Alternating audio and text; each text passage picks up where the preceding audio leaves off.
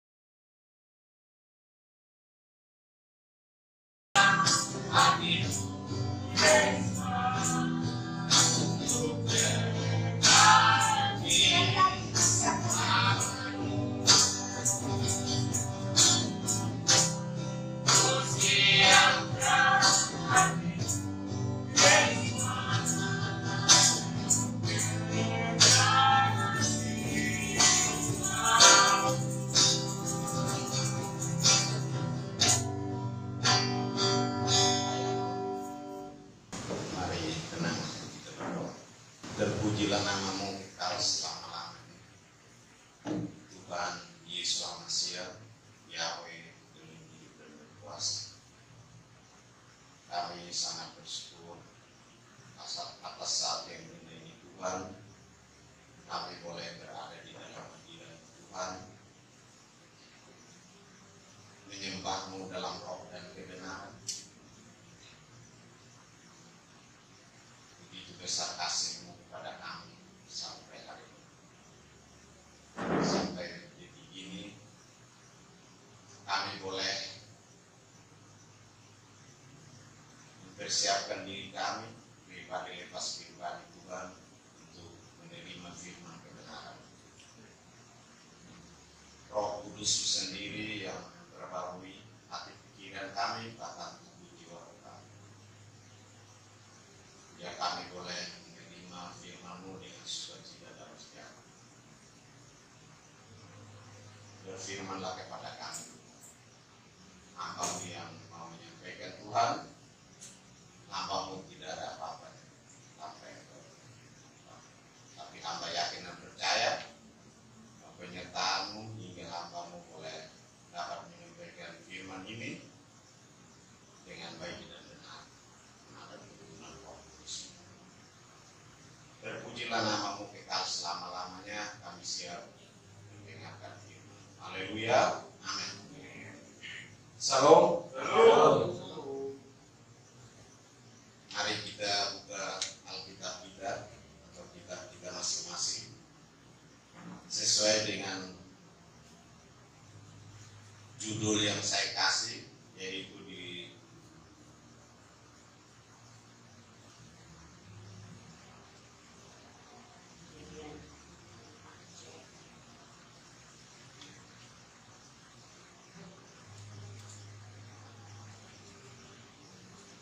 judul yang saya kasih yaitu Tuhan menyesal. Jadi kita baca dari Kejadian 6 ayat 1 sampai 8, saya bacakan untuk kita. Kejahatan manusia. Ketika manusia itu mulai bertambah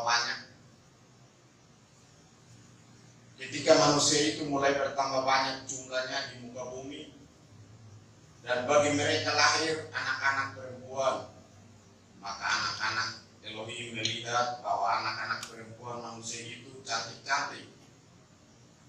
Lalu mereka mengambil istri dari antara perempuan-perempuan itu, siapa saja yang disukai mereka. Berfirmanlah Yahweh, Rohku tidak akan selama-lamanya tinggal di dalam manusia. Karena manusia itu adalah daging, tetapi umurmu akan 120 tahun saja. Pada waktu itu orang-orang raksasa ada di bumi, dan juga pada waktu sesudahnya ketika anak-anak Elohim menghampiri anak-anak perempuan manusia, dan perempuan-perempuan itu melahirkan anak-anak bagi mereka. Inilah orang-orang yang gagah perkasa di zaman purbakala. Orang-orang yang kenamaan. Ketika dilihat Yahweh bahwa kejahatan manusia besar di bumi, dan bahwa segala kecenderungan hatinya selalu membuahkan kejahatan semata-mata, maka menyesallah Tuhan Yahweh bahwa Ia telah menjadikan manusia di bumi, dan hal itu memilukan hatinya. Berfirmanlah Yahweh, Aku akan menghapus manusia yang telah Kuciptakan itu dari muka bumi, baik manusia maupun hewan, dan binatang-binatang melata, dan burung-burung di udara, sebab Aku menyesal bahwa Aku telah menjadikan mereka. Tetapi Nuh mendapat kasih karunia di mata Yahweh. Demikian firman Tuhan yang kita harus renungkan hari ini, dan sesuai dengan judul yang saya kasih, yaitu Tuhan menyesal. Tuhan kita itu yaitu Yahweh. Kalau Tuhan orang lain itu lain lagi.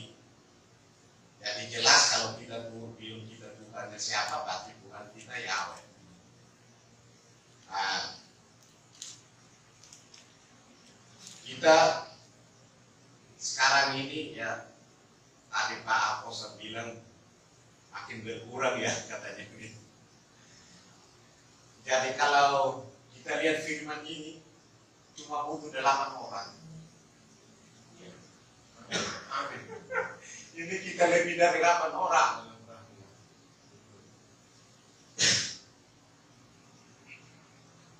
Sebanyak dunia ini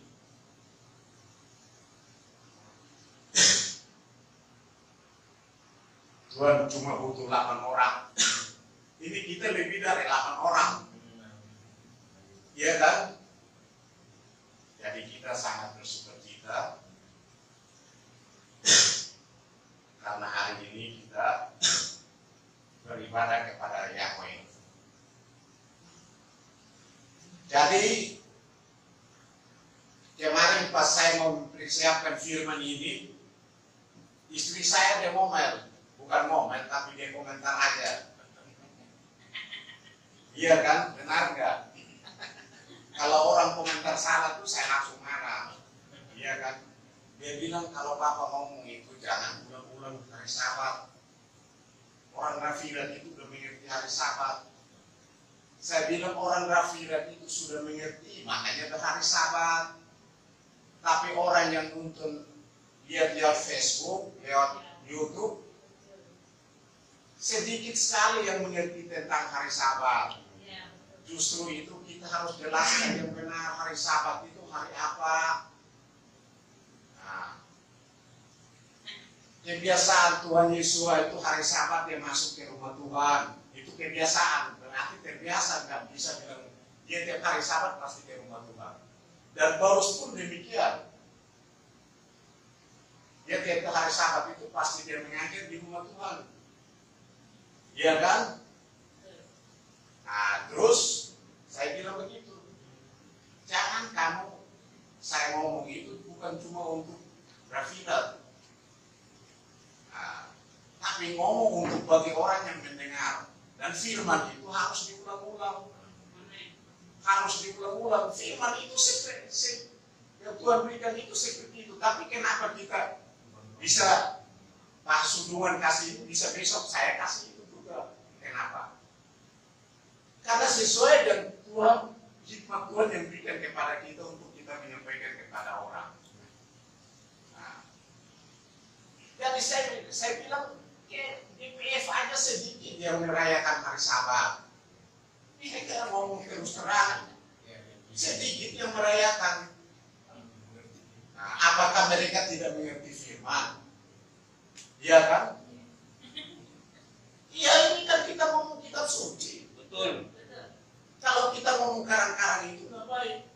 Tuhan Yesus mati itu menandakan Sabat. Dia mati cuma jam 3, kemudian diturunkan, dikuburkan, dia bangkit pada hari pertama minggu itu.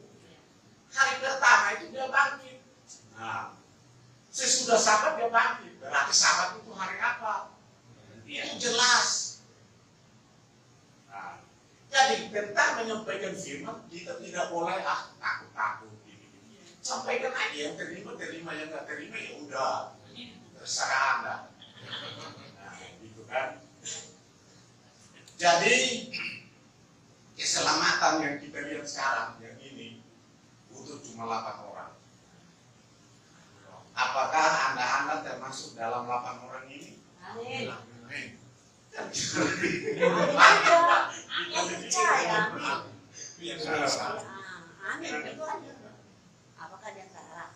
Jadi kalau bangsa Israel dituntun dari tanah Mesir menuju tanah Kanaan, tanah perjanjian, itu sekitar 5.000 lebih orang ya. Itu terhitung laki-laki saja. Nah, tapi harus yang sampai kepada tanah Kanaan cuma 2. 2 aja. Yang lain itu masuk, itu yang lahir di tengah jalan. Yang dari sana aslinya cuma 2. Bayangkan aja 5.000 tinggal 2. Pilihannya cuma 2 orang. Ya, ya itulah rencana Tuhan. Jadi kita tidak bisa lihat dari kuantitas, tapi dilihatnya dari kualitas. Jadi tentang menjalankan firman Tuhan, orang bilang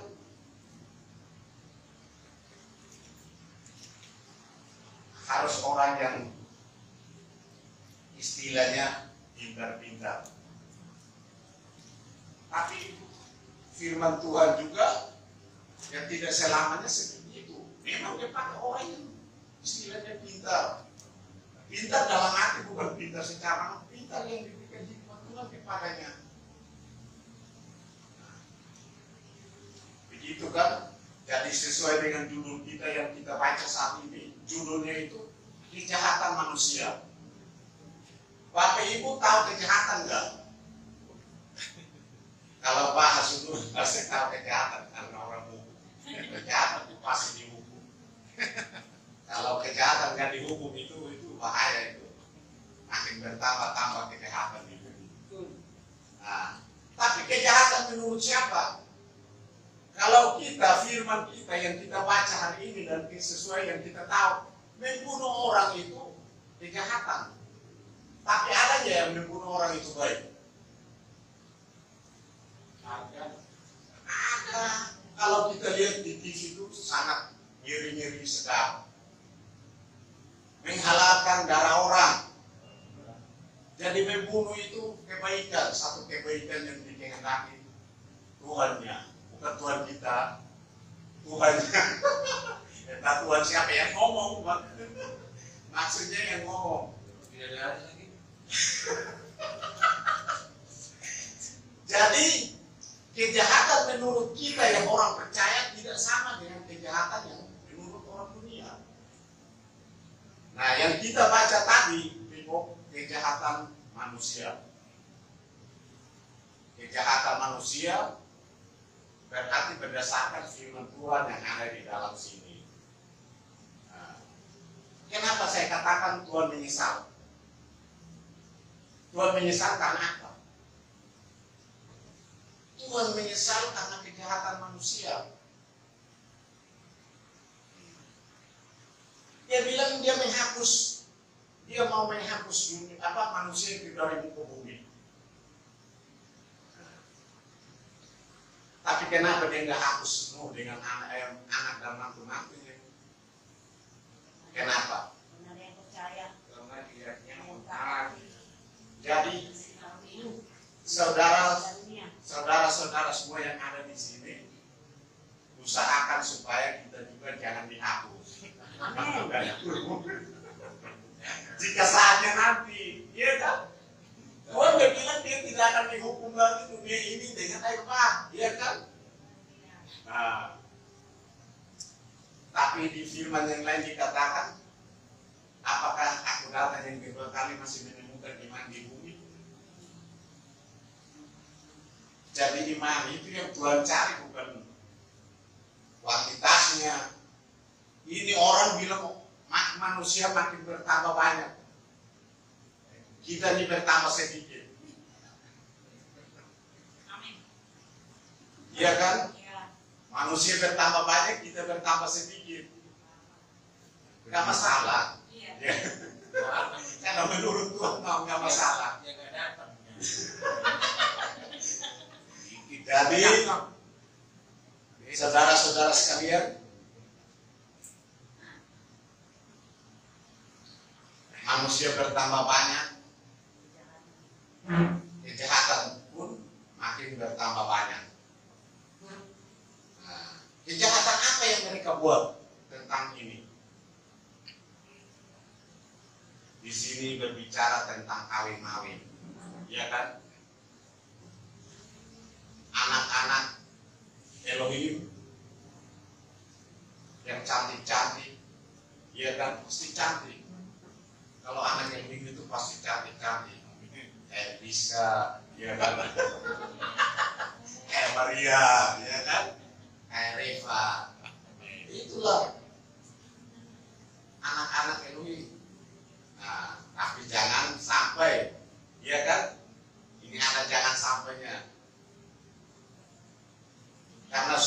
pengaruh dunia berbahaya. Jadi kadang-kadang orang melihat dari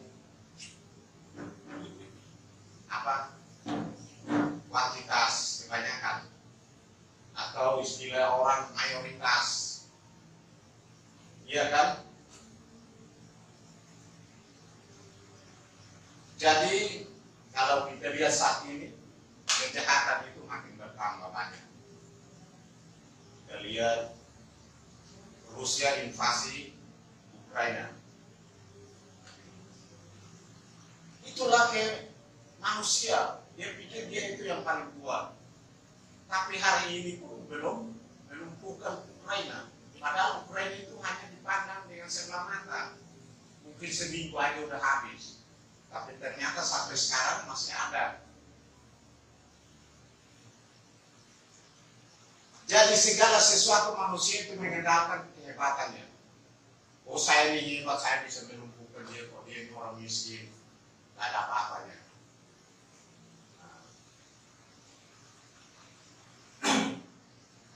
Tapi dilihat selain daripada itu, apa yang terjadi?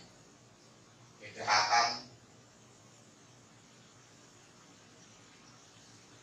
investasi. Kemarin saya lihat OJK, ya, Otoritas Jasa Keuangan, itu mencatat sekitar 100 lebih triliun penyelewengan dana yang dilakukan oleh investasi bodong. Bayangin 100 triliun, kita sebut 100 juta aja bingung kan, kita sewa. Kita sewanya cuma sekian, bingung. Orang sebut 100 triliun lebih. Nah, itulah kejahatan. Orang merasa bahwa itu baik. Itu baik. Boleh mengambil masa orang, barang orang tak masalah. Yang pentingnya buat kebaikan. Baik, kebaikan menurut siapa? Tuhannya. Hah? Boleh kawin banyak. Iya kan? Menurut siapa? Kalau kita tahu, karena di dalam Kejadian 1 ayat 27, manusia itu diciptakan hanya laki-laki dan perempuan. Itu Adam dan Hawa. Nggak ada Hawa yang dua. Iya kan? Nggak ada Adam yang dua juga.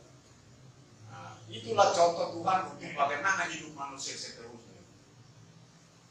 Tapi kenapa orang bisa mengizinkan orang supaya kawin lebih daripada dua? Bahkan cerita orang yang kita dengarkan sampai pada akhirnya juga kawin, iya kan? Menyediakan wanita-wanita yang cantik. Saya pernah dengar satu di YouTube.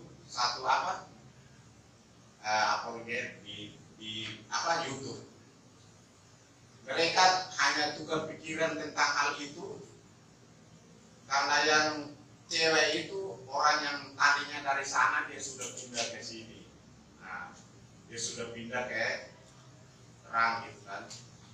Mereka berdebat-debat tentang itu, dia bilang yang saat kamu meninggalkan kamu dikubur dalam tanah. Terus mengenai anak untuk kawin itu kan udah cair di tanah. Terus kamu sampai di sana kamu kawin pakai apa?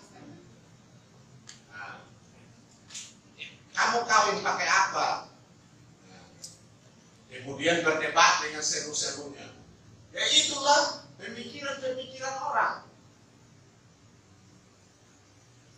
Saya di dekat kita ada yang sekiranya memang kawin lebih daripada dua.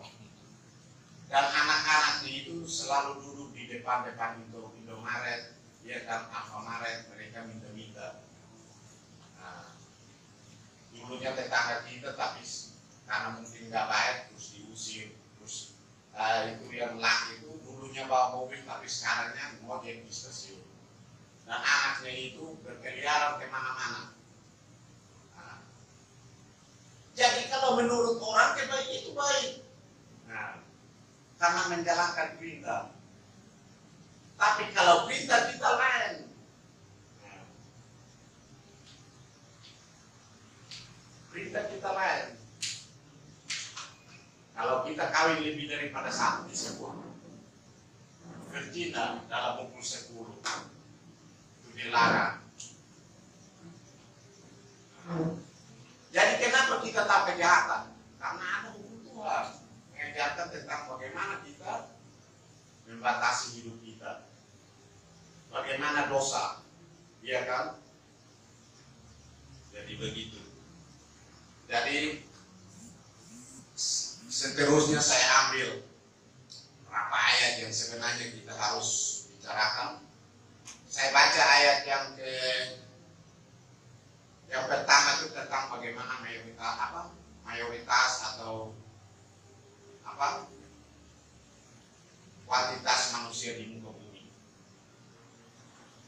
Karena makin bertambah manusia pasti makin bertambah kejahatan. Jadi kalau Tuhan menghendaki kita untuk kita begini-begini saja, ya udah begitu saja. Tapi kita berdoa untuk makin bertambah, tapi orangnya yang hidup dalam Tuhan, ya kan? Karena kita mau untuk manusia ini selamat. Kenapa kita beritakan tentang hari Sabat, ya kan? Ini hari yang ditentukan Tuhan, karena tertulis di sini.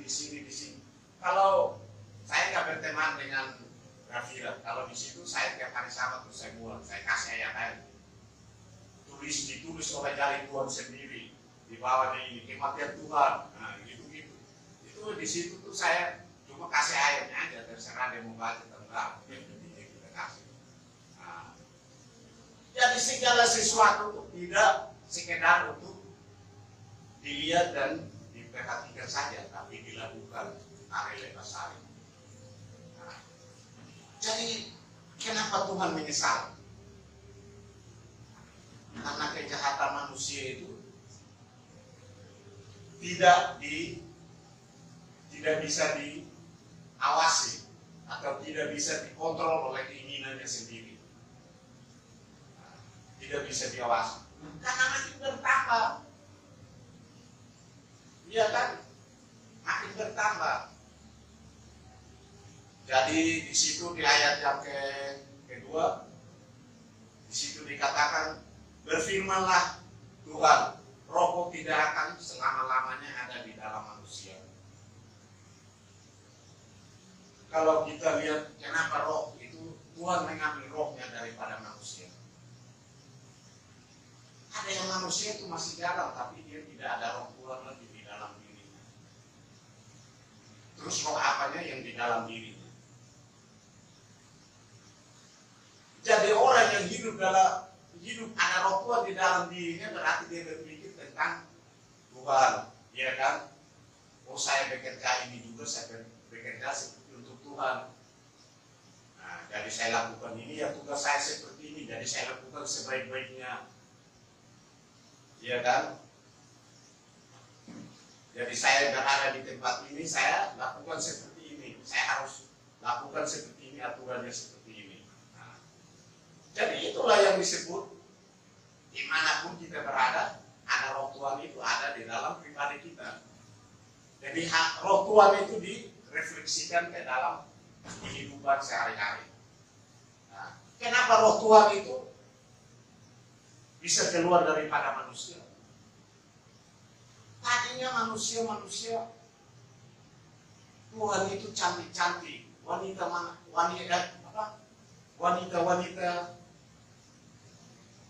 anak-anak perempuan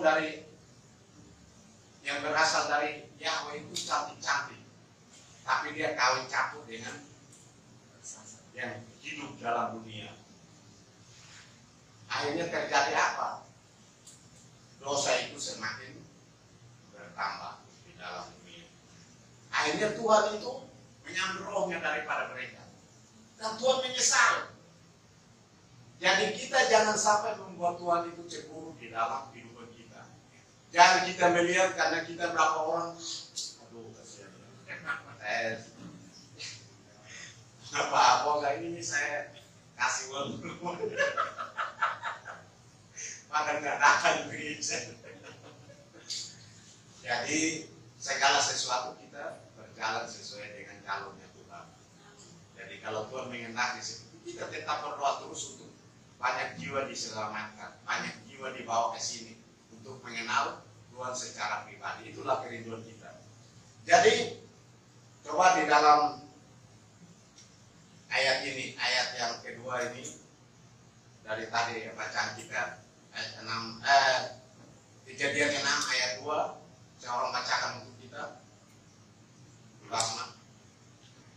Maka anak-anak Elohim melihat bahwa anak-anak perempuan manusia itu cantik-cantik. Lalu mereka mengambil Ayat 3.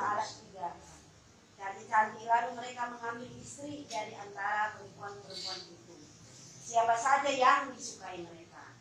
Berfirmanlah Yahweh, rohku tidak akan selama-lamanya tinggal di dalam manusia, karena manusia itu adalah daging, tetapi umurnya akan 120 tahun saja. Iya, itu Tuhan memangkas umur. Kalau Metusalah umurnya berapa? 120. 969. Itu umur Metusalah. Udah hampir mau mencapai 1000. Iya kan? Itu umur yang paling tinggi. Kenapa Tuhan panggil? Dan kalau di dalam kitab-kitab yang lain atau Alkitab, firman yang lain dikatakan umur manusia hanya 70. Kalau 80 itu menjadi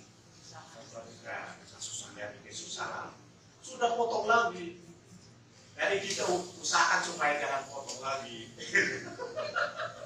Jadi bagaimana supaya jangan potong lagi? Benar, iya kan? Supaya masih lebih dari 70. Bahkan Tuhan nambah lagi, udah tambahin lagi 100. Nah, bahkan seperti ini hanya 120 nggak masalah. Jadi Tuhan menyesalkan mengurangi. Kenapa dia mengurangi? Dosa manusia. Kenapa Metusalah sampai 969? Sedangkan ini dia mengurangi hanya 120 saja. Itu Tuhan sendiri yang katakan demikian. Nah, tapi roh Tuhan itu bisa keluar dan bisa masuk. Ya enggak? Jadi kita sebagai orang percaya, bagaimana kita mempertahankan roh Tuhan yang ada di dalam diri kita. Kita harus di sini karena ada roh Tuhan. Saya jauh-jauh dari Maja.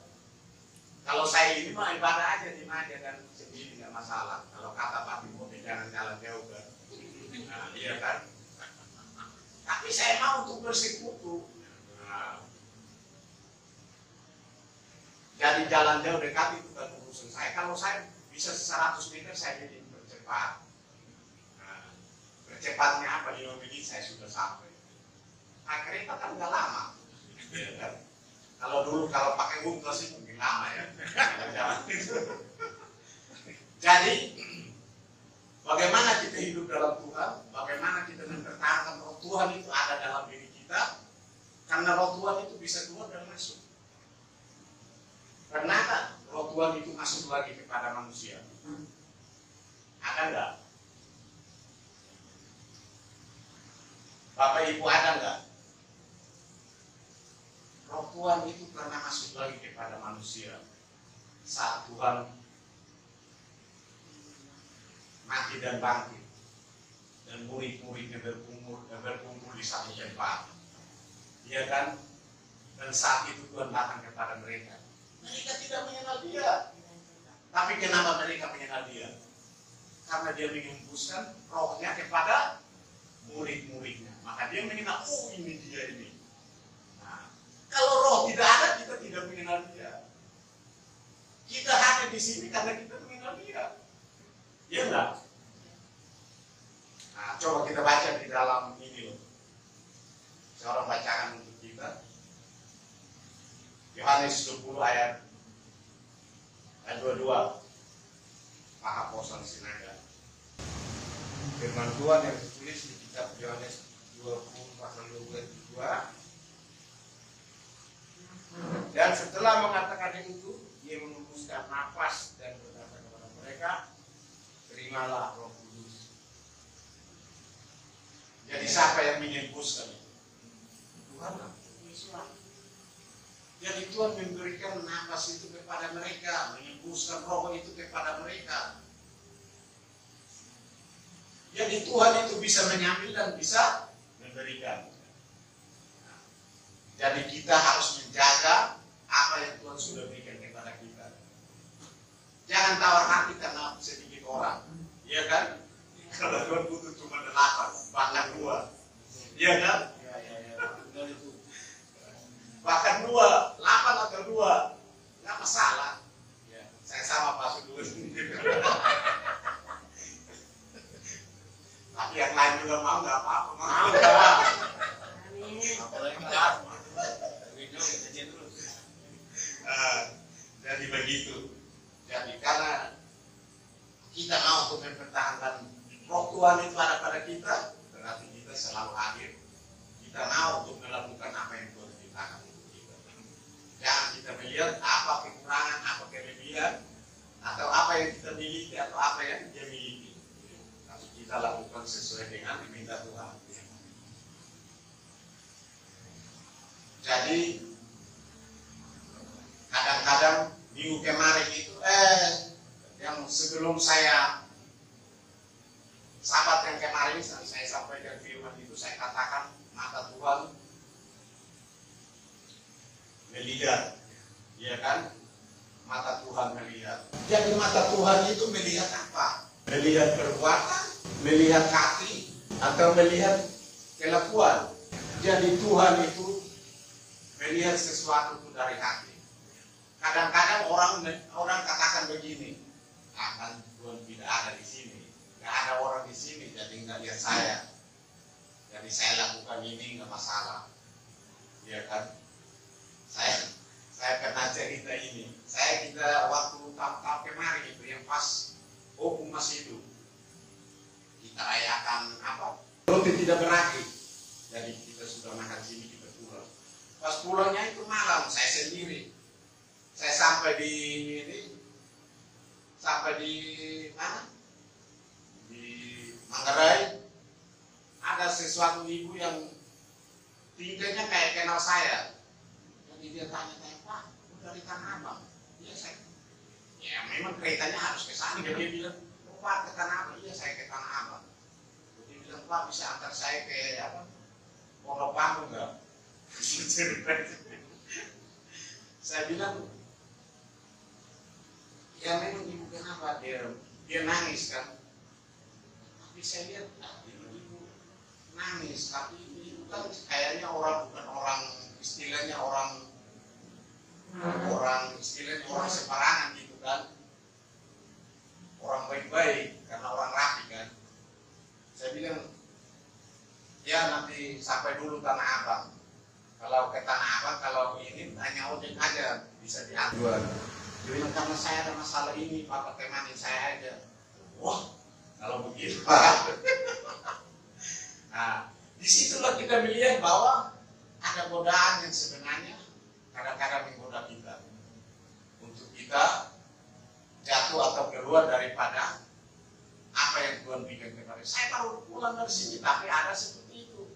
Kalau saya mau ke sana, terus ke sana, baru gini di kejadian lagi, pasti saya tuh udah istilahnya udah jatuh. Nah, tapi bagaimana kita mempunyai hikmat untuk itu? Saya turun dan saya tinggalkan.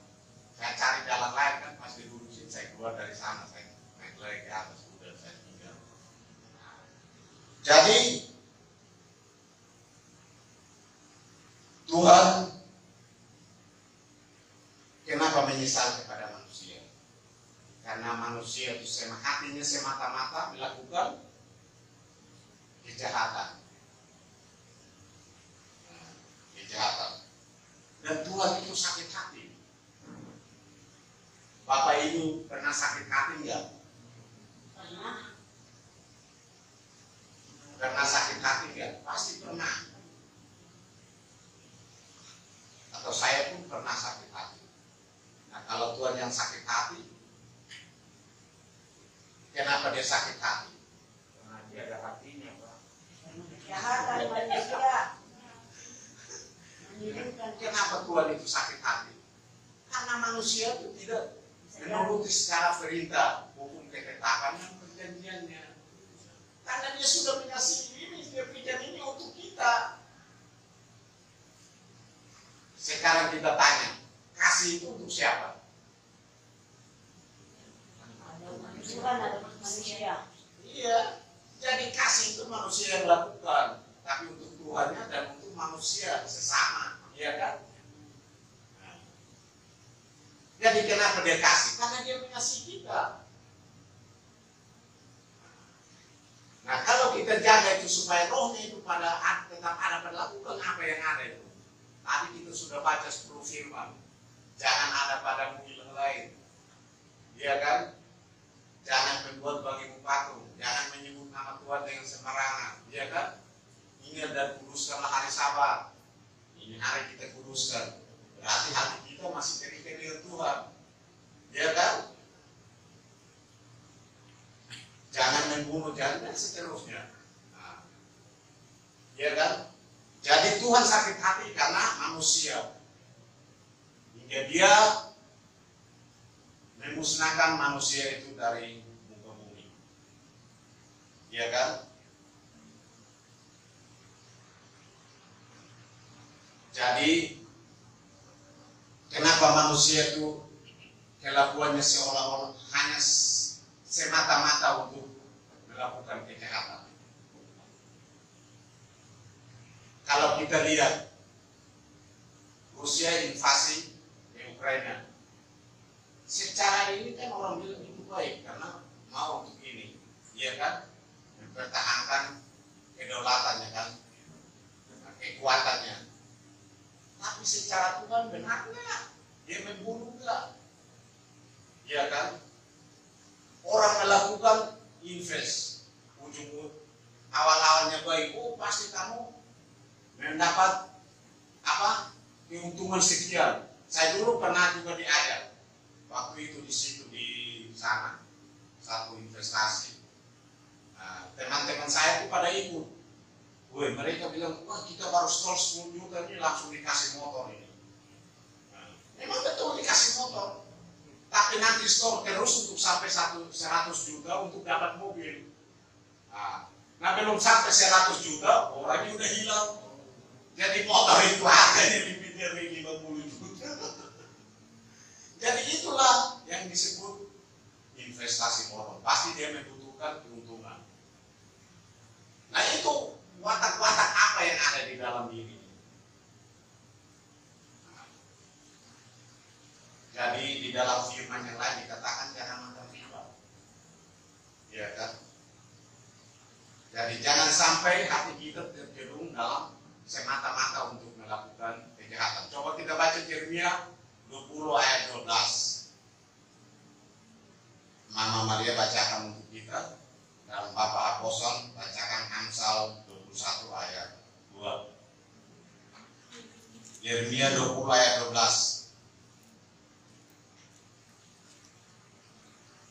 Yeremia 20 ayat 12. Iya. Ya Yahweh semesta alam yang menguji orang benar, yang melihat batin dan hati. Dialah aku melihat pembalasanmu terhadap mereka, sebab kepadamu lah kuserahkan perkaraku. Jadi Tuhan itu melihat hati dan batin. Amsal 21 ayat 2. Setiap jalan orang adalah lurus menurut pandangannya sendiri, tapi Yahweh menimbang hati. Jadi semuanya itu dari hati. Orang membuat kejahatan itu karena hatinya itu sudah, roh Tuhan itu sudah tidak ada di dalam dirinya. Roh Tuhan itu tidak bisa menjamah hatinya. Roh Tuhan itu tidak bisa menjamah pikirannya. Akhirnya dia cenderung membuat kejahatan. Jadi kalau mau ada roh Tuhan itu ada pada kita, kita harus selalu berkumpul seperti jemaat mula-mula. Iya kan? Harus berkumpul supaya Tuhan itu mencurahkan rohnya atas kita. Kalau kita memuji menyembah itu roh Tuhan itu hadir. Karena Tuhan berfirman, di mana 2-3 orang berkumpul di situ ada aku ada. Iya kan? Kenapa dia curahkan roh Tuhan itu saat menceritakan tentang Tuhan itu bangkit. Saat itu dia datang, orang tidak mengenal dia. Karena apa? Roh Tuhan itu sudah ambil dari mereka. Karena apa? Mereka takut, ya kan? Takut itu roh Tuhan itu sudah pergi. Kalau roh Tuhan masih ada pada kita, tidak ada ketakutan di dalam diri kita, itu firman. Jadi begitu. Nah ini sebenarnya harus cepat-cepat juga ya Pak. Oke. Jadi Tuhan menguji hati, tapi Tuhan juga bisa sakit hati. Ya kan? Tuhan menguji hati, tapi dia juga bisa sakit hati. Tuhan itu sakit hati karena apa? Orang itu tidak menuruti hukum ketetapan dan perjanjian. Waktu zaman beliau, ya kan? Tuhan pernah sakit hati. Karena apa? Mereka membuat patung untuk menyembah, membuat itu untuk menyembah. Akhirnya Tuhan sakit hati. Ya kan? Itu ada hukumannya enggak? Ada. Jadi hati-hati kita jangan menyakiti hati Tuhan. Supaya kita itu apa? Mendapat apa? Kudus. Mendapat apa Pak Johnson? Kita ngomong bersama.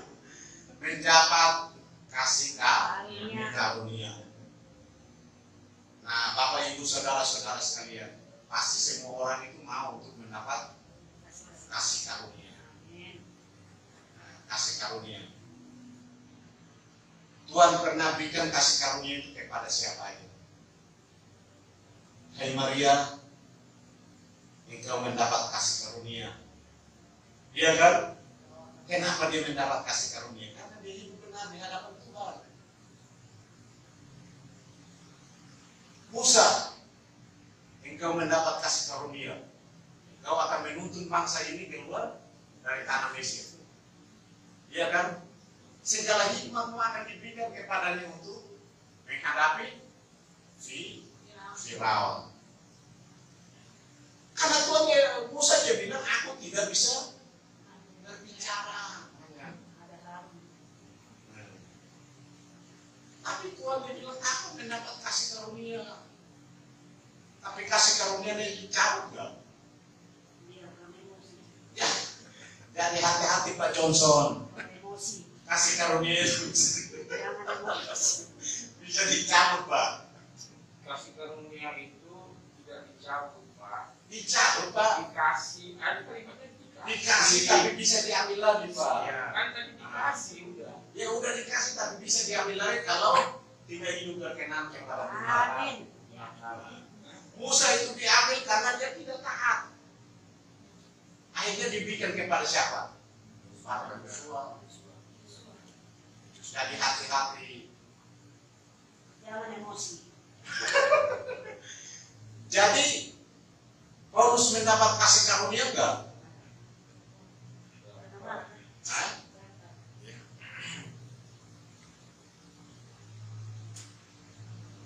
Pada alam bacakan untuk kita di dalam 1 Korintus 15 ayat 2 ayat 10. Katakanlah 15 ayat 10. Tetapi karena kasih karunia Yahweh, aku adalah sebagaimana aku ada sekarang, dan kasih karunia yang dianugerahkannya kepadaku tidak sia-sia. Sebaliknya, aku telah bekerja lebih keras daripada mereka semua. Tetapi bukannya aku, melainkan kasih karunia Elohim yang menyertai aku. Amin. Bapak Ibu saudara-saudara mau bekerja lebih keras lagi? Amin. Jadi kalau kita sudah mendapat kasih karunia itu bukan duduk pangku tangan. Harus bekerja keras. Kemarin sampai kita ke sana, kita kayak itu saat juga saya kerja, tapi saya minta izin untuk ya istilahnya kerja keras. Akhirnya kita bersyukur karena apa? Sewa gedung kita sudah dibayar. Nah, sudah dibayar.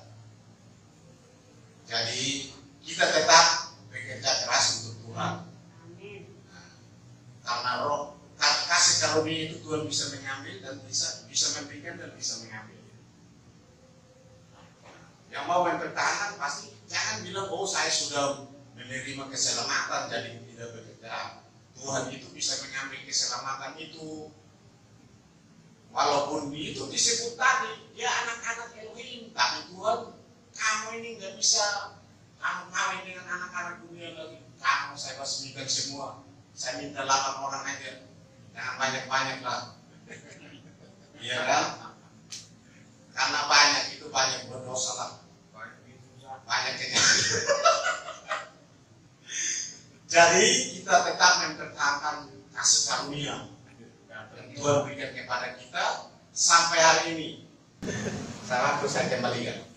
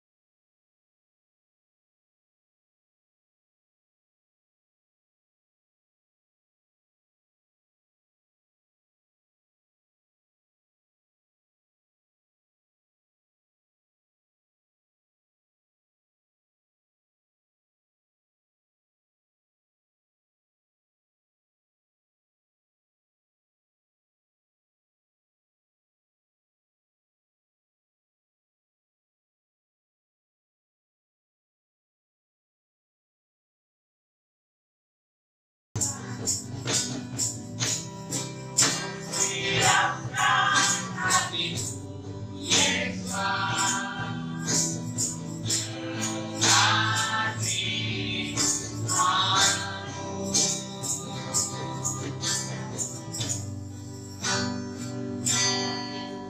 dibawakan oleh Pak.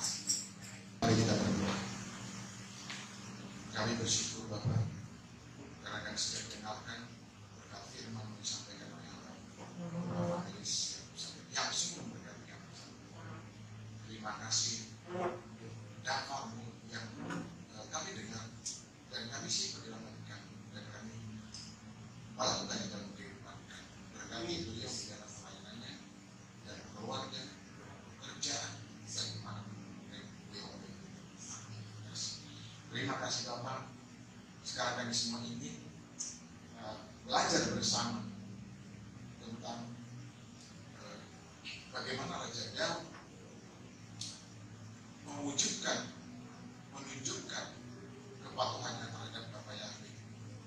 Bagaimana Raja Daud mengajarkan kepada kami semua yang ada, bahkan yang mendengar, melihat melalui media.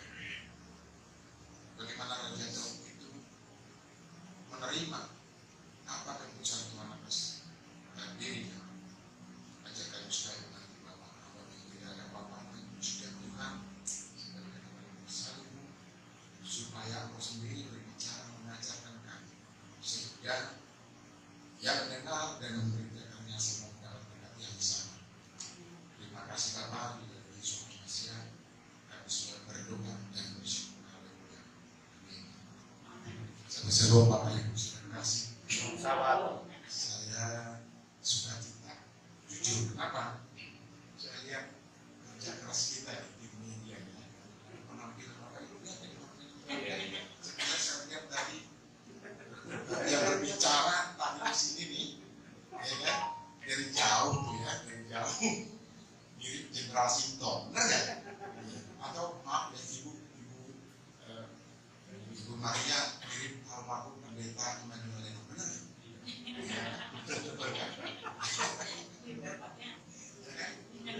Belum lagi tadi berkat firman-Nya, apa itu?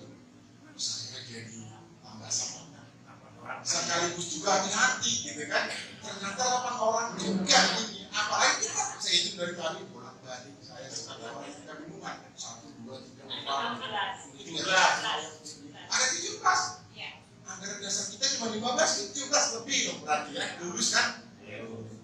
Ya kan? Itu cita-cita saya. Jadi saya tambah termotivasi, ya. Tetapi ada juga was-wasnya. Kenapa ada jangan sampai terhapus kan gitu. Mereka terhapus kan, tetapi saya percaya kita semua yang ada di sini tercatat dalam buku. Amin.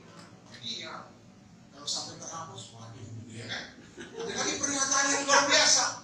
Hati-hati, jangan sampai sakit hati. Gitu ya. Jangan sampai sakit hati. Bapak Yahweh, kalau sakit hati, balik lagi dia hapus. Tapi ngomong-ngomong kalau sakit hati apanya yang sakit? Sininya. Di sini gitu. Apa di sininya? Di sini apa di sini? Permisi tanya. Siapa dulu yang paling tua dari remaja kita di sini? Oh berarti Pak Johnson paling tua. kata sakitnya juga. Ada remaja Pak. Remaja lagi. Rambutnya udah putih. Remaja kolot remaja. Oh maksudnya remaja. Berarti Rizka. Nah, kalau sakit hati deh di mana? Di sini. Sakit hati tuh di sini. Sakitnya tuh di sini. Di sini. Apa di sini kalau sakit hati? Ayo. Di sini kan. Orang berpikir kalau nggak mau menerima itu sakit hati. Sakitnya jadi di sini. Dan yang dijauhkan Tuhan masuk rumah sakit janganlah. Ya.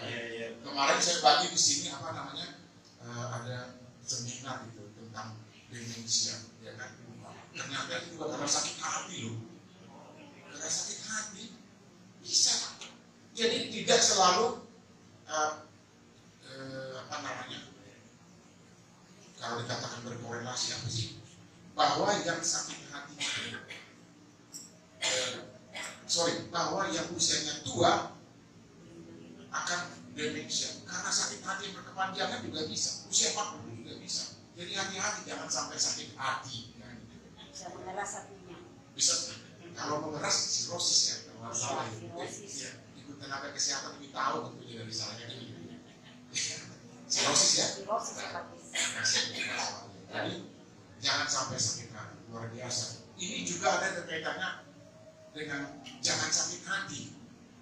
Ini bukan kebetulan, saya percaya ini bukan karena kebetulan.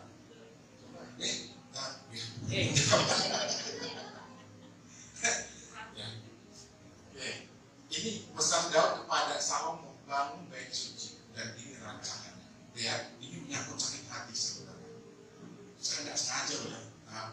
Ada gitu kaitannya dengan khotbah atau kafatan yang bisa diberikan oleh hambanya. Kita lihat ya dari mana kita memulainya.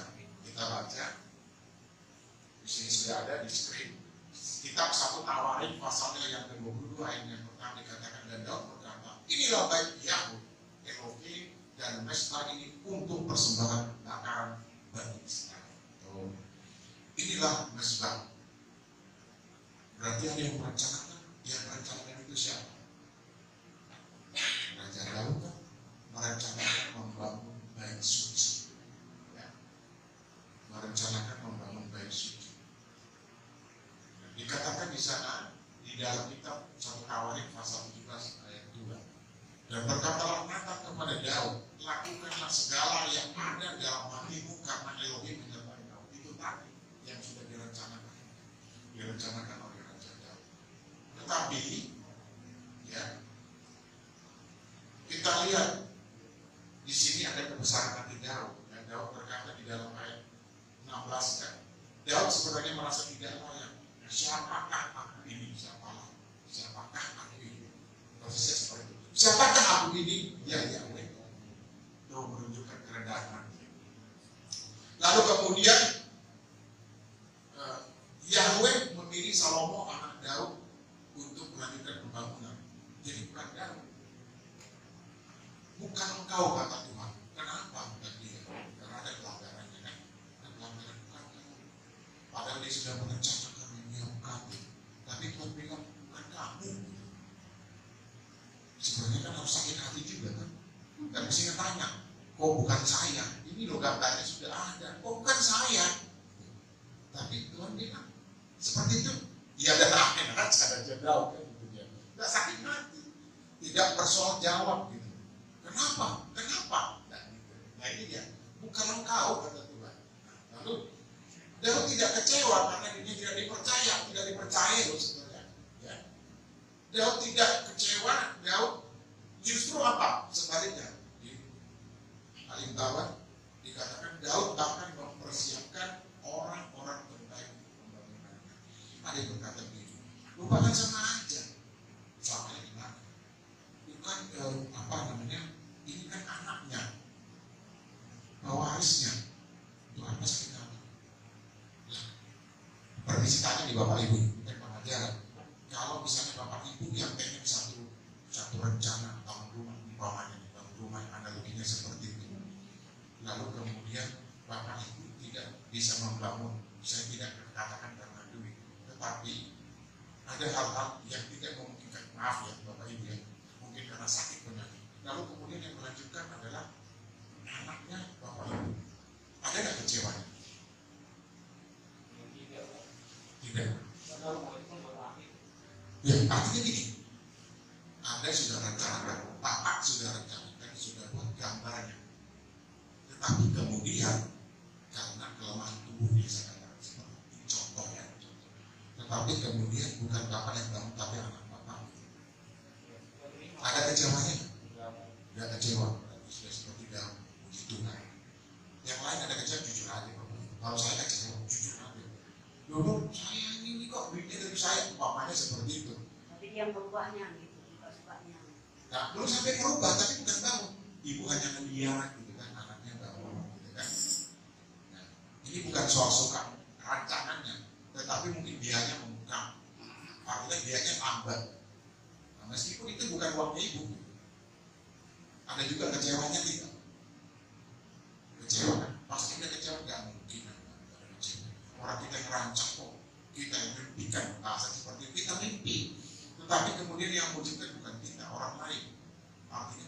sendiri, tetapi apa? Tidak sesuai dengan kita pikirkan, bisa aja kan? Bisa dong. Mungkin waktunya molor dan lain sebagainya. Nah itu. Nah dikatakan di sana Daud tidak kecewa, ya, tetapi mempersiapkan orang. Apa sih sebenarnya bait suci? Bait suci itu adalah sebuah tempat yang dikhususkan atau yang terlintangkan. Kalau bahasa lainnya templum, ya, Ibraninya Elohim. Nah, arti lengkapnya sebenarnya rumah Tuhan, tempat Yahweh yang kudus untuk menyatakan dirinya, tempat orang percaya untuk mencari hadiratnya dan menerima berkat. Jadi di rumah ini kan menerima berkat. Tadi Pak Evangelis Yakub katakan, seberapapun kita yang ada di sini, yang penting kita 8 orang dan kita diberkati pulang dari sini. Sepulang dari sini selepas ibadah ini kita tidak sama dengan ketika kita datang. Kita diberkati. Paling tidak kita merasa sukacita damai sejahtera. Paling tidak seperti itu. Buktinya apa? Ya saya bisa lihat di sini hampir semua keringatan karena nyanyi. Ya kan? Mungkin karena aslinya saya juga ada asik, ya tetapi kalau bapak nggak bergerak, energinya keluar keringatnya bergerak. Nah, itu nggak berarti sukacita mengeluarkan energi. Tetapi kemudian energi Anda akan dikembalikan oleh Tuhan mau diperkalikan. Nanti selepas ibadah walaupun hanya roti itu pasti energi betul kan? Roti Pak nggak makan, iyalah kan? Lagi kurang ini, lagi kurang daya lagi bukan nggak ada itu beda. Nanti kalau nggak ada Tuhan bilang, oh kamu bilang ada tapi kurang banyak maksudnya. Tuh, ya Pak ya. Jadi kalau mau bilang karena asik enggak juga Pak. Itu faktor kedua. Yang pertama karena sukacita kami di bulan sini. Orang saya lihat berita di bulan semangat sekali Pak sini ya. Iya. Pak John itu sampai begini tadi. Ya nanti ada di rekaman itu. Tetapi saya sukacita kenapa? Dengan ekspresi kita masing-masing itu menandakan kita Pak. Amin. Amin. Sungguh. Ini aminnya seperti sudah otomatis ya. Ya kan? Apapun yang diomongin dari mimbar pasti amin gitu. Anda tidur amin. Jangan sampai Pak. Tidur maksudnya memikirkan firman Tuhan. Ada kan seperti itu tidur di gereja katanya. Padahal dia berpikir tentang apa yang dikhotbahkan gitu. Benar nggak seperti itu? Itu memuji gitu maksudnya. Benar nggak Pak? Benar. Amin. Berarti Pak John nggak tidur kan? Oke, baik. Itu tadi dikatakan oleh kitab ini ya. Mengapa yang membangun bukan Daud? Ada kesalahannya di dalam kitab 1 Tawarikh 28 ayat 2 sampai 3. Tuhan tidak mengizinkan Daud membangun baik yang sudah direncanakannya karena dosanya. Ada pelanggarannya di situ, ditarik itu kepercayaan juga maksudnya. Karena Daud berdosa di hadapan ayah dan tidak terampuni, tangannya berlumuran darah. Oh bunuh, bisa sembarang bunuh. Ada yang bukan bunuh juga dia lakukan, pasti ada. Itu satu. Yang kedua, itu tadi ada kaitannya dengan zina itu tadi. Ini pembunuhan berencana kan? Ini kalau bahasa umum aktor intelektual. Nah kan, bunuh orang, tetapi ada maksud lain. 20 tahun. Kenapa? Hubungan 20 tahun berencana. Iya mati paling ringan kan ini. Tapi dia selamat. 20 tahun. Soal selamat kan Pak, nanti ada Kerajaannya terpecah belah dan terbukti. Memang kitab suci kita ya dan aneh kan terbukti kan? Itu loh terpecah belah loh. Kemarin ada presiden. Daud masuk surga. Bapak juga masuk surga nih. Iya. Masa kita itu seperti kata Pak Evangelis Yakub, datang beribadah sudah diberkati. Kan? Kerja keras kata Pak Yakub. Tuh. Kita kejarlah keselamatanmu. Apa artinya Pak? Berarti Bapak jangan diam aja. Pokoknya saya sudah selamat gitu. Tanpa perbuatan. Kalau kita selamat, tapi Bapak ulang lagi, itu lagi kesalahannya. Masuk gak masuk, gak lulus Pak. Itu. Orang nggak sekolah. Nah itu dia, makanya di sekolah juga termasuk. Nggak ada gelarnya tapi di sekolah Pak. Ya. Janganlah kamu menghindarkan diri dari pertemuan-pertemuan ibadah kamu. Ya kan? Tetapi kalau terpaksa gimana? Siapa orangnya? Tuhan tahu sih saya. Hati kan tadi Pak Yakub bilang hati. Niatnya itu loh, kalau orang bilang niatnya untuk memuji. Jangan sampai karena jarak 10 km nggak jauh, jangan berjalan jauh di sana lagi. Dia nggak jalan naik kereta. Nggak jalan juga ya, naik pesawat juga nggak jalan, terserah bapak lah. Yang penting berpindah tempat kan gitu. Datangnya dari rumah kita ke tempat sini, ya kan? Saya motor dia nggak jalan. Terserah bapak lah. Bapak juga harus melangkah naik motor. Ya mungkin kita ujuk-ujuk bapak sudah sampai di sini. Ada prosesnya, ya kan? Bapak naik apa? Naik mobil. Tetap juga langkah naik mobil. Supaya Di tidak pesawat. berkeringat, tidak berkeringat. Jadi kan kita nggak berkeringat. Ya Pak, kita perbaiki AC-nya Pak. Kalau Tuhan sudah bermaksud, ya kita mungkin. Memang kemarin Pak, Amro bilang, Pak, Pak Gembala ini AC-nya gimana nih? Tenang aja kan, masih ada dari Tuhan. Ya kan? Iya kan? Jadi kemarin Sabar. iya masih belum ada tempat itu ya. Tapi sampai depan pasti diulangi. Amin. Ya kan, Pak John? Nah itu dia tadi. Balik lagi ke laptopnya, ke monitor maksudnya. Pembangunan dimulai setelah Salomo ditahbiskan sebagai raja. Jadi raja sudah ditahbiskan raja yang baru, dia menjadi penonton. Sehingga bisa menjadi penonton. Jalurnya ya. Padahal dia merancang tadi. Merancang. Ya. Oke. Lalu selanjutnya apa yang dilakukan Daud? Wah ini dia. Ini yang jarang dimiliki oleh siapapun, termasuk saya. Ya. Memberkati Salomo. Ada yang katakan gini, Pak, anak itu harus diberkati memang. Tetapi ini lebih loh, artinya ini, saya percayakan buat kamu. Ini tukangnya, ini rancangannya. Nanti di bagian lain ada rancangannya. Nah, di bagian kedua, Daud yang menjadi perencana, yang stake dulu. Daud serba bisa ternyata. Kemarin saya pernah menyampaikan di mimbar ini ya. Daud itu seorang yang panglima perang, seorang seniman, penyanyi, pencipta lagu, pemain musik, penari, pemburu yang ulung, banyak orang yang berani, gagal berani kan itu sebagai penggembala domba kan, domba atau kambing siapa itu? Domba ya. Dia berani karena bisa menghalau singa kan. Nah iya, betul. Karena roh ada di dalam dirinya. Nah itu dia balik lagi, itu kata kuncinya karena roh, ya kan? Jiwa. Nah dia menjadi perencana, menjadi arsitek. Ini loh begini bentuknya seperti ini. Ini tukangnya, dia kumpulkan orang, kamu tinggal lakukan lalu diberkati. Luar biasa, raja seperti itu ya. Jadi penonton tetapi tidak sakit hati. Atau mungkin Raja Daud ini usik juga. Bukan begini maksud saya, yang mungkin sulit, ya karena dia sudah memberkati. Artinya sepenuhnya nih saya kasih ke kamu, terserah kamu. Utang saya sudah lunas.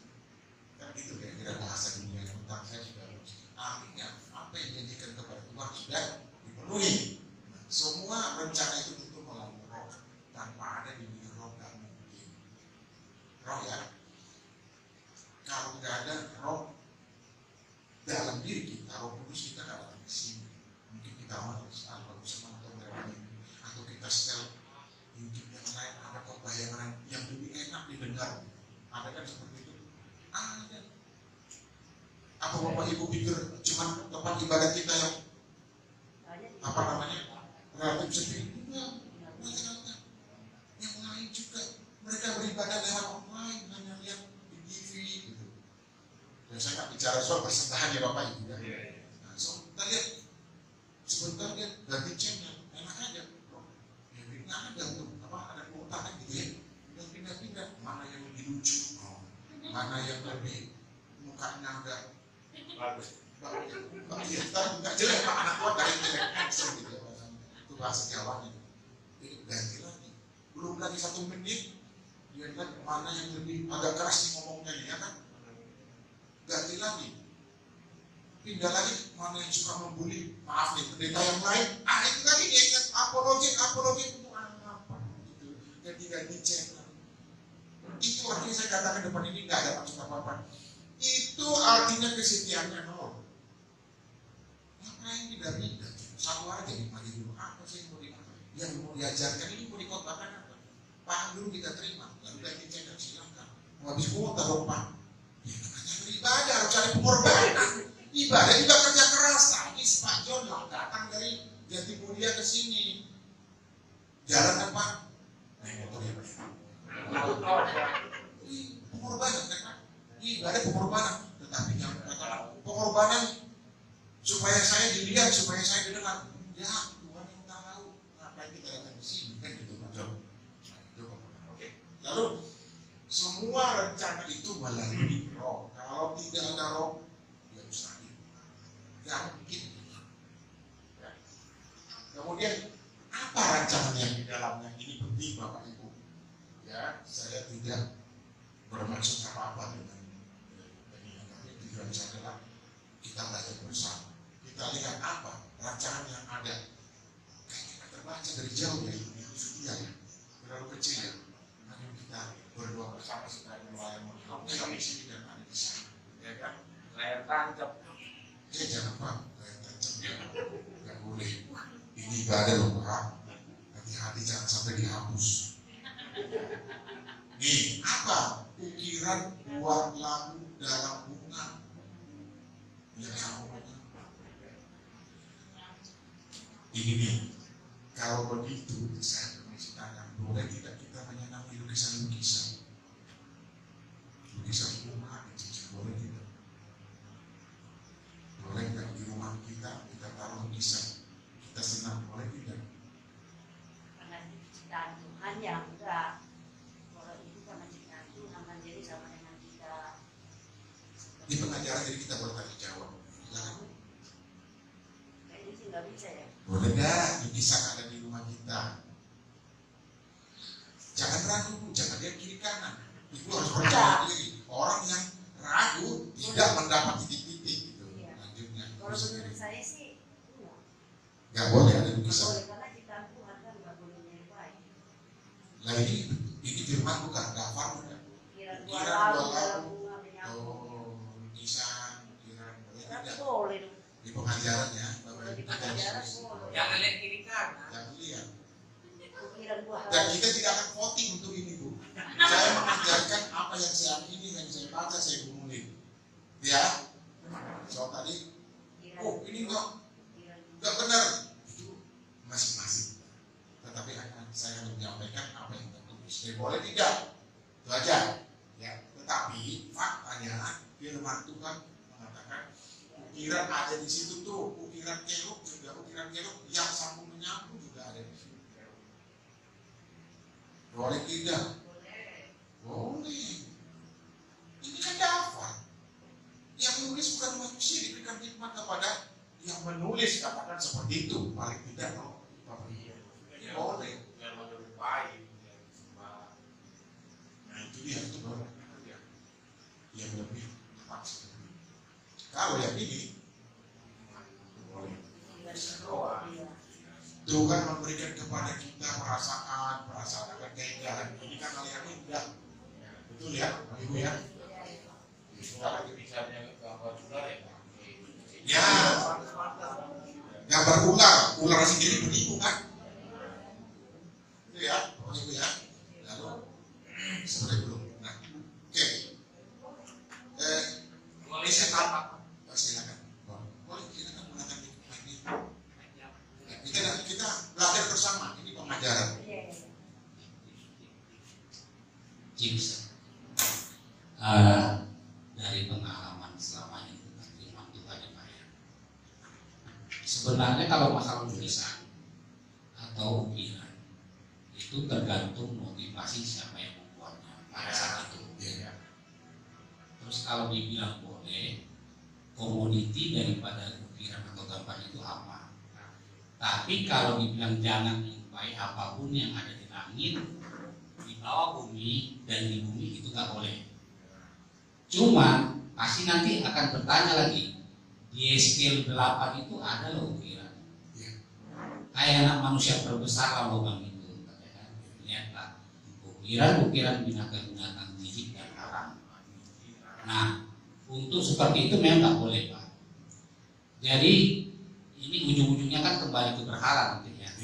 Silakan. Kalau masalah berhala, sebenarnya begini, ini mohon maaf ini sharingnya. Dulu kan almarhum gembala kita terlalu strict banget, ya. Strict itu apa? Akan terlalu ketat sekali. Contoh ulos. Ulos itu kan orang bukan ulos.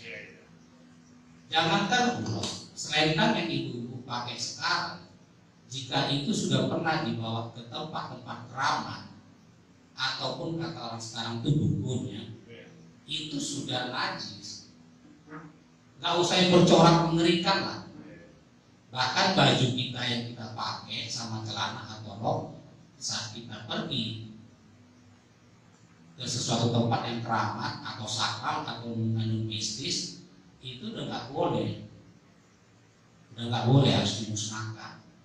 Kalaupun minta Tuhan pengurusan boleh tidak, ya. Nah, seperti itu. Apalagi benda-benda. Nah, jadi kalau yang seperti ini Pak, ini kan kena bunga ya, ukiran ya. Tapi kalau sudah berbentuk patung itu nggak boleh, ya. Nah, seperti apa yang kata Bapak Sinaga, ular, jangankan ular. Sekarang di kaos saja pun suka ada gambar tengkorak seperti itu ya. Karena hubungannya satu kewan ini di ISG 8 Pak. Kayak anak manusia terbesar lah, lihatlah bahwa dosa kekejian yang mereka lakukan di situ sudah tergambar ada di dinding kan. Itu ISG 8 itu ayat 35 sampai 38 Pak masalah. Jadi ini kita reformasi dari pola pikir. Tuhan itu melihat hati. Contoh satu lagi, masalah kekuburan. Saya tahu itu waktu kita hampir sebulan yang lalu ya Pak, banyak pertanyaan. Loh sekarang kenapa terakhir ke kuburan? Makanya waktu saya bikin pengumuman itu, saya tekankan kita hanya tabur bunga. Jangan ngomong di sana, oh Bung, udah datang kami Bung, itu jangan boleh. Bung, lihat ini si padaran ini Bung, yang keuangannya gimana? Nggak boleh. Atau nyanyi atau nangis nggak boleh. Hanya sekedar melihat datang tabur bunga itu boleh. Kalau dulu strict banget, nggak bisa. jangan ke sana. Sekarang apa ya? Nah nanti kalau kita konfirmasi Maria Magdalena dan siapa itu ibu satu lagi itu pergi ke kuburan kan untuk melihat Tuhan Yesus. Ternyata firman-Nya dan amin, Tuhan Yesus sudah tidak ada di situ. Jadi motivasi kita sekarang, saya rasa itu aja Pak Kepala. Terima kasih Pak. Boleh tambah Pak? Silakan Pak. Seperti kan ukiran-ukiran macam menorah itu kan Pak, ada itu gimana itu Pak? Kan kalau kita lihat di Israel asli lah itu, mereka itu menorah ada, terus patung daripada imam besar juga mereka di situ, namanya Pesita, namanya di situ juga ada. Itu gimana Pak? Jadi gini, kembali ke sini berarti tadi apa yang dikatakan Pak Apos benar, boleh dan tidak Pak? Boleh kan? Berarti terjawab ya sudah ya. Nah, tadi kan dikatakan seperti ini dan sudah disampaikan Pak Apos. Kalau soal gambar tokohnya mereka yang mereka kagumi, yang mereka favoritkan di situ, itu jelas nggak boleh. Ini jelas kan, yang ini aja dibatasi. Bunga yang lain boleh kan, boleh aja kan. Tapi yang itu tadi kata Pak Aposan sebelah ya, yang ular dan lain sebagainya nggak boleh. Maksudnya kita haram. Sekarang soal dan ini panas. Oh, Bapak berpolitik dari mimbar, Bapak orang Kristen tidak berpolitik, tapi harus mendukung yang benar gitu kan. Kenapa? Gara-gara itu banyak aja masalahnya gitu. Karena ternyata ada soal tingginya juga ternyata ya kan. Jadi murah sekarang, wah nggak terima itu kan selama ini saya punya soal haram. Padahal soal haram bagi dari soal hati. Kayak kan? Iya, betul. Oke baik. Tambahan Pak, Belum bos ya? masalah lukisan nih, karena saya baru diingatkan. Waktu saya sama almarhum penginjilan ke Hotel Horizon, jadi sebelum waktunya ini, saya dan almarhum itu ke pasar seni. Kan di sebelah itu kan ada pasar seni ya Pak ya. banyak barang-barang antik, cindera mata, buatan UMKM, dan ada yang melukis. Lukisan yang namanya kata Tuhan Yesus itu memang betul dilukis oleh bapak-bapak, udah sambil merokok, dia pun bukannya Kristen, Muslim, pakaiannya pun mending kalau pakai sopan, ini kos itu rider yang bertali itu, sambil merokok, berjenggot segala macam. Memang kita tanya, kok bapak bisa melukis ini? Saya pelukis, ini laku pak sama orang Kristen.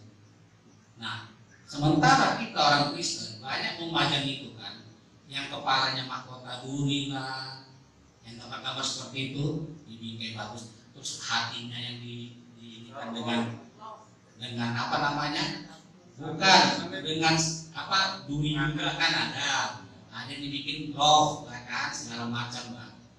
Itu yang buat itu di pasar seni boleh lihat, itu orang apa itu coba. Nah jadi kalau itu udah jelas nggak boleh, karena menggambarkan tokoh seperti Pak Tumbal. Nah kalau ini kan tertulis ya Pak ya, memang buah labu dan bunga itu ciptaan Tuhan, tetapi yang dilarang itu jangan membuat bagimu patung yang menyerupai apapun di langit, di atas, di bawah, di tanah atau di laut, dan yang di permukaan bumi. Tambahannya yang disembah itu Pak, yang disembah maksudnya bagaimana? Kan ada. Ini siapa dulu ini? Jadi bingung saya melarang ini. Patung itu 3 dimensi Pak. Oh, lagi 3 dimensi. Iya, panjang, lebar, tinggi. Kalau udah jadi bunga bakung, udah jadi bunga itu udah patung. Lah, kalau dia udah berbentuk, Kacamata dulu. iya. Patung itu panjang kali lebar kali tinggi. Kalau lukisan panjang kali lebar. Wah, semua punya dimensi seperti itu Pak. Nanti panjang kan lebar. Pasti kan? Semua benda begitu Mas. Contoh, kalau patung itu satu lagi tambah berat bilang, Kesini Pak, yang berat. bukan. Maksudnya ada cuma dimensi, beratnya nggak dibikin juga. Oh. Untuk apa Bapak ngasih tahu kayak gitu? Pokoknya namanya patung, udah patung. Mau apapun itu, kalau nama kerennya sekarang boneka. Iya. Kalau dulu hanya dari beton dan kayu, sekarang supaya lembut, ada dari dakron, dari kain, dari apa styrofoam, ya kan? Fiberglass. Nah, macam-macam. Jadi nggak ada efeknya Pak Bapak bilang dimensi lagi enggak. Pokoknya namanya patung. Kalau sesuai hukum kedua itu jangan dilakukan. Itu aja. Tadi Pak, dalam yang bertanya apa Pak? Ya, kan ada lanjutannya kan ada jangan membuat bagimu patung yang disembah gitu Pak. Nah, itu gimana itu? Oh, itu lebih dalam lagi Pak kalau disembah. Lain itu baliho nanti sembah juga kan? Jangan ketawa loh Pak itu ya. Mau cericik. Itu Hormat ya. itu nggak boleh. Kalau sekadar hormat boleh. Kalau tertulis kok tidak ada. Apa sih soalnya hormat gitu kan? Saya ikut juga jadi kemana-mana ngomongnya dipancing oleh Pak. Bosan jadi kemana-mana soal bisa. Kan kita nggak tahu siapa yang melukis itu, ya kan? Nah, kalau kita mau Tuhan berikan saya kemampuan untuk melukis itu sendiri kan? Jadi makanya kita perlu ini agak lari juga sedikit Bapak Ibu ya. Kita kuduskan dengan menyalakan itu. Kita kuduskan. Kan kita nggak tahu. Baju yang saya pakai saya nggak tahu juga ngapain dulu dia sebelum menjahit ini kan? Ya. Ya kan? Apa dia jahit dulu misalnya tadi di mengutip kata Pak Yakob untuk membiayai pekerjaan yang kedua kan bisa aja. Kan bisa aja kan Bapak Ibu. Ini boleh membuat patung. Pekerjaan yang ketiga dan seterusnya. Apa? Puas. Masih pakai nanti. Jadi apa namanya? Jangan disembah Pak, gitu ya kan? Kalau boleh nikmati ya silakan. Tertulis kok, gitu kan? Yang membuat bukan saya nggak tahu siapa, kita tuliskan. Nah kalau seperti itu kita bertahan, yang ini kita nggak tahu siapa ini, apalagi katanya dia, saya tidak rasialis ya. Suku bangsa tertentu yang begini ini nih, gitu kan? Yang tidak ada Tuhannya, yang ateis gitu. Misalnya seperti itu. Lalu kita nggak pakai, loh gimana kita mau mengajar di sini? Dan bisa dikuduskan. Ya kita kuduskan aja. Tapi kalau kita ketahui seperti yang tadi Pak Raposa di depan mata kita, oh banyak orang Kristen yang merokok lagi, ya kan? Rokok yang tidak benar lagi misalnya kan? Nah ya kan? Lalu, ya bagus. Lalu Anda bayar, terima kasih kan? Ya dijawab lagi, Tuhan berkati yang sukses ya.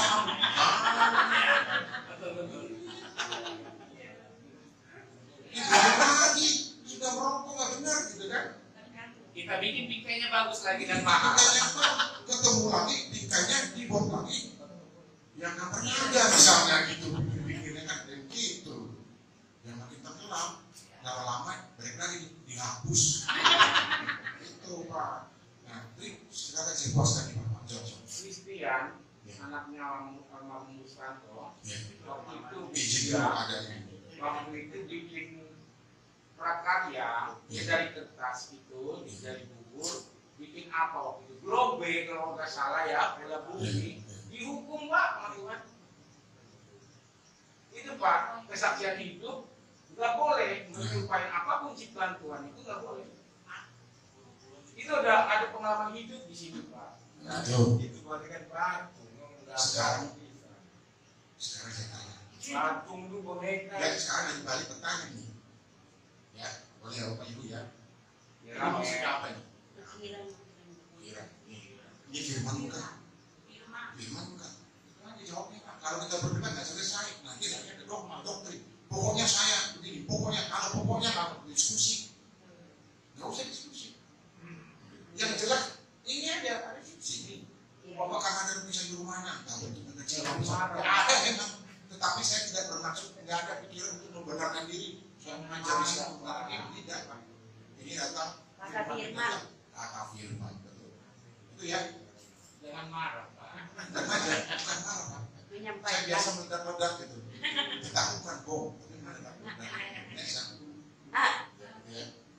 Bermarah. Oh, adalah tinggi. Ya tinggi lah supaya Bapak ngerti. Bapak itu sama-sama turun nih kita video. Karena suara lemah lembut Beliau sekarang karena suara pelan nggak ngerti ya. perlu diulang-ulang, ulangnya makin tinggi sekali. Jangan, Ini ya. jangan, Bapak tingkatannya. Aman tahu. Jadi Bapak mesti yang tepat ini. Sama guru. Cuman beliau pakai Kasih bahasa. lagi ya. Ya. Amin. Amin. Amin. Ada lagi mungkin barangkali dengan dari yang bertanya 3 atau 4 orang menanggapi. Sebenarnya ada pertanyaan dalam hati tapi Oh, jangan, gua harus diutarakan. Nanti bisa ini loh. ini Sakit hati. waktu almarhum ada Iya. sampai sekarang pun nggak tahu aku kuburannya di mana. Karena dibilang pernah saya dikonsultasi, oh saya ke sana ngapain ke tempat yang mati? Yang hidup. Saya aduh sampai ketika kita ke sana kemarin saya mencari sesuatu yang saya cari sampai dapat. Terus saya tapi nggak apa-apa ya, semuanya proses. Seperti ini kan ada pikiran gua lamu, jadi aku pun mulai ini. Ibu, jadi Bapak Ibu ya, mohon digarisbawahi. Saya tidak bermaksud mengkoreksi siapapun dalam ini. Saya berdiri di sini karena yang saya baca. Bapak Ibu memahami lain, silakan. Mohon maaf nih, masuk sini keluar itu nggak apa-apa juga. Itu umpamanya. Nah saya juga terharu mendengar Ibu cerita seperti itu. Sudah ada hatinya. Sampai hari ini pun saya nggak tahu gimana. Bapak jangan prasangka, ya boleh ya Pak. Tapi udah saya suruh anak saya. Sudah kan ketemu ya Bu ya. Ketemu dia tapi udah raka nggak tahu yang mana, cuma minta tolong lah sama yang itu nomor berapa karena ada. Gak apa-apa Bapak Ibu yang diskusi ada. Karena ada riwayatnya kan ini di sini di sini. Jadi udah mau bersatu dengan yang lain, tapi sedih anak saya kasih tanda. Jadi Tapi gini, ada rasa sedih, cuma nggak apa-apa karena hamba Tuhan kita kan udah percaya. Ngapain urusannya? Yang itu saja. Tapi ini pun ukiran ini ya nggak apa-apa karena memang firman Tuhan. Apapun firman Tuhan saya tahu. ya jadi Kan gini itu Bu. kadang hatiku aja tadi. Ya Ibu, saya nggak tadi saya ulangi lagi Bapak Ibu, saya tidak bermaksud mengkoreksi. Saya ulangi akan saya ulang-ulangi karena jangan salah tangkap. Oh ini kok jadi lain ajarannya dari yang penuh tidak. Bapak Ibu saya pokoknya pokok isinya aja deh. Saya juga siap dikritik kok. Dipuji kalau gitu memang tertulis. Ya kan? Kritik aja ini palsu kan nggak benar ngajarin apa ini. Gitu ya. Silakan. Saya cuma ngasih saran Bu ya. Dikatakan begini. Ketika orang yang kita kasihi, keluarga kita meninggal, memang dunianya sudah berakhir. Firman Tuhan. Tapi ingat, ya, bahwa itu adalah properti kita, milik kita, bukan milik orang lain. Itu ya. Ada yang mengatakan, oh Raja Daud juga dipindahkan kok. Maaf, Raja Perdana Menteri Yusuf ya, dipindahkan dari sana ke sana. Oh Pak, itu karena belum bisa sakramen dipindahkan. Siapa bilang? Memang dulu ada sakramen. Berarti boleh tidak pindahkan? Boleh, apalagi merawat. Boleh dong. Itu properti kita. Ingat, akan saya ulang-ulangi di sini karena banyak salah kaprah. Kenangan terhadap orang benar mendatangkan berkat. Pernah nggak yang terbaik diberikan oleh almarhum kepada kita? Pernah. Boleh nggak? Boleh yang baiknya, jangan yang nakalnya. Nanti jadi terhapus kan gitu. Baik lain di situ. Tuh. Jadi saran saya ya rawat aja. Kalau punya berkat lebih boleh, mungkin misalnya tandanya. Tapi jangan sampai menganggap seperti yang tadi katakan. Kenapa kamu mati?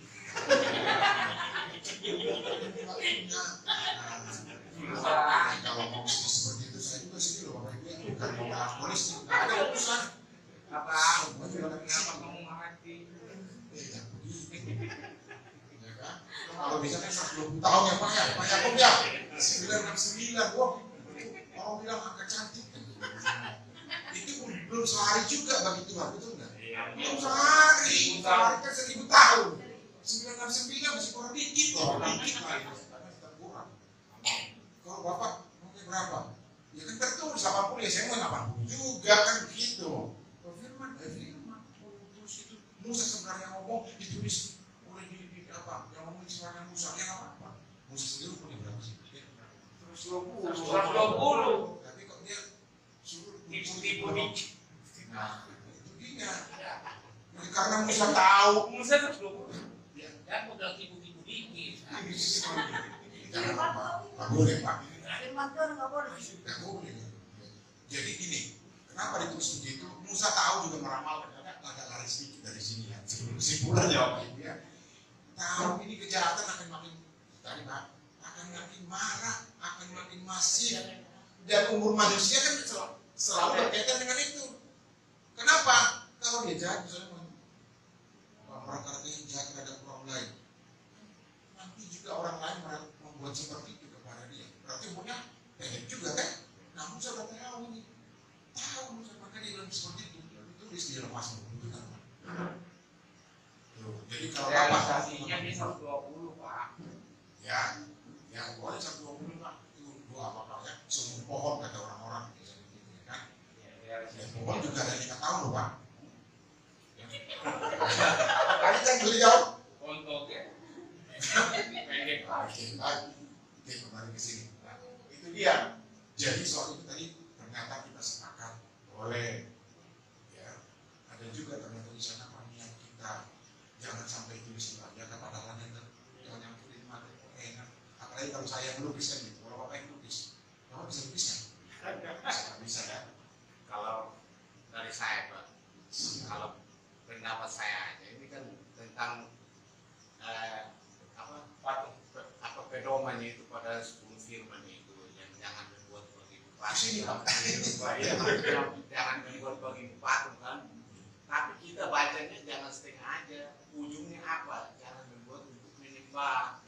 Nah ini posisinya ini ada di dalam Tuhan. Mereka menyembah ini enggak? Posisinya. Sekarang pertanyaannya, mereka menyembah yang ukiran-ukiran itu enggak? Itu sebagai hiasan aja. Tapi mereka menyembah itu yaitu Yahweh yang mereka sembah. Jadi kayak bukan ini kayak apa speaker ini. Nah, tujuannya mereka ciptakan kayak gitu modalnya apa? Kan hiasan speaker itu lurus saja. Ada yang mempunyai maksud tertentu juga. Kita tidak mengerti arti maksudnya. Tapi orang bisa menjelaskan. Oh ini saya ciptakan gini karena motif saya begini. Karena saya ambil ini dari sini. Nah, orang bisa menjelaskan. HP juga begitu. HP yang kita pakai. Ada yang bisa menjelaskan maksud dan tujuannya seperti ini. Jadi kita harus mengerti, paham benar-benar. Kita baca jangan membuat penghimupan, tapi ujungnya apa? Niatnya berarti ya. Jangan sampai bacanya buat bagi bupati untuk itu doang, tapi selesai dulu. Jadi Ujungnya itu menyembah, jangan dibuat bagi untuk menyembah. ya, jangan parsial gitu ya Pak ya. Iya, Jadi jangan dipakai untuk ibadah. Ini kebiasaan ini, kayak model kayak gini nih, kalau orang kayak motif gini juga, orang bisa mengertikan ini apa arti dia bikin begini. Nah, jadi semua itu tuh punya arti. Ya. Nah justru itu kita istilahnya pemahamannya sampai di mana. Nah, tentang membuat bagi patung itu firman itu jelas ujungnya itu menyembah, nggak boleh. oke, Ujungnya baik. itu menyembah itu aja. Kalau Oke, menurut makasih, saya itu Pak. begitu. Ya, Ya, makasih benar, banyak, benar. Pak. Ya. Kalau sampai menyembah bahaya juga kan. Menyembah, jangan kamu menyembah baliho. Ada kan? Itu buat lagu itu terus kita menyembah itu. Ya. Dan memang itu dosa yang tidak terampuni itu jelas memungkinkan Roh Kudus. Dan yang kedua, penyembahan benar. Itu yang saya baca loh Pak Ibu ya. Dua itu selanjutnya orang dosa berzina juga diampuni kan? Tinggal aja dong dari hukum mati. Cuma ada sanksinya. Tapi dia harus sadar. Ya, sadar nah ini yang kita pelajari sama-sama. Ya. Oke. Baik. Ada lagi yang mau ditanya barangkali? Ya. Pas ya? Ini udah jam berapa? Oh iya, jam bebas ya. Baik. Jadi kesimpulannya apa Pak? Penutup aja nih kan? Ini seperti inilah gongnya. Inilah sebenarnya yang mau kita pelajari. Ini yang kita dapatkan dari seorang raja. Selain tentunya banyak kelebihan yang lain. Meskipun ada kekurangan kan gitu. Namanya manusia ya. Nah ini dia. Apa sih pelajaran yang kita dapat? Nah, Daud berencana tetapi tidak dapat memberikannya. Daud berencana tetapi tidak dapat mewujudkannya. Ya.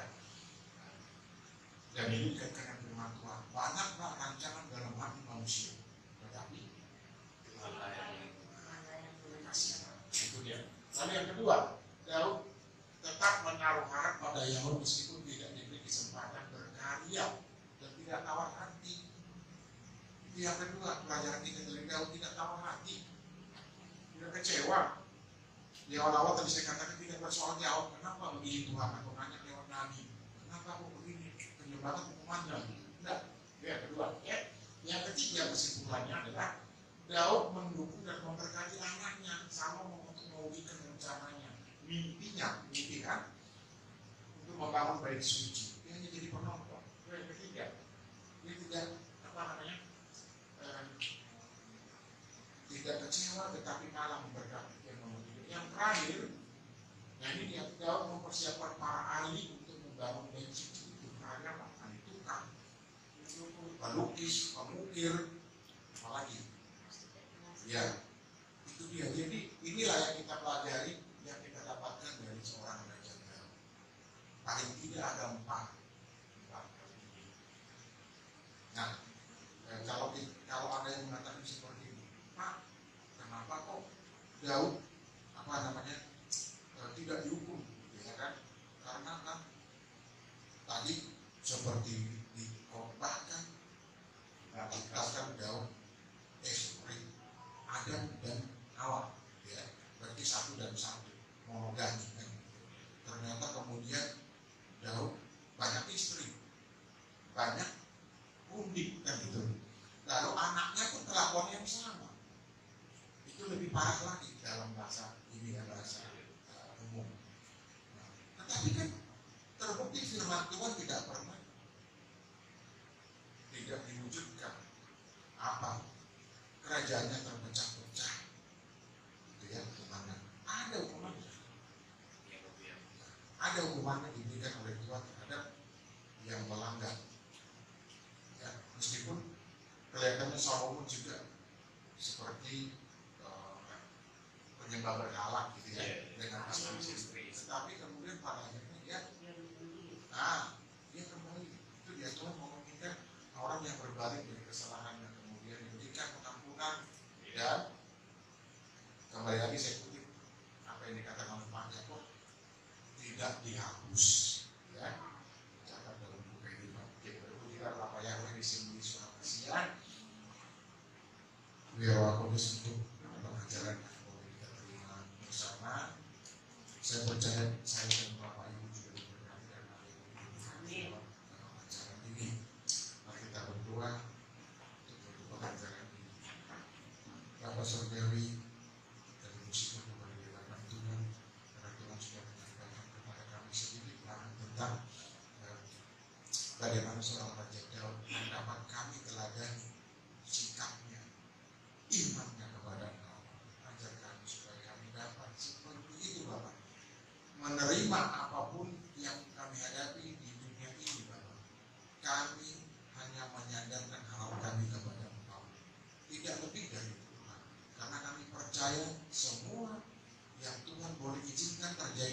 kehidupan kami, itu pasti Tuhan mampukan kami untuk menghadapinya.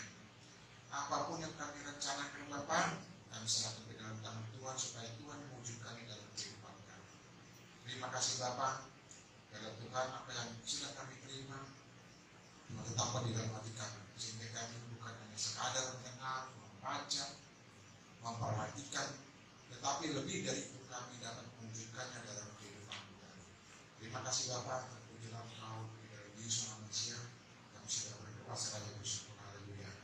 Amin.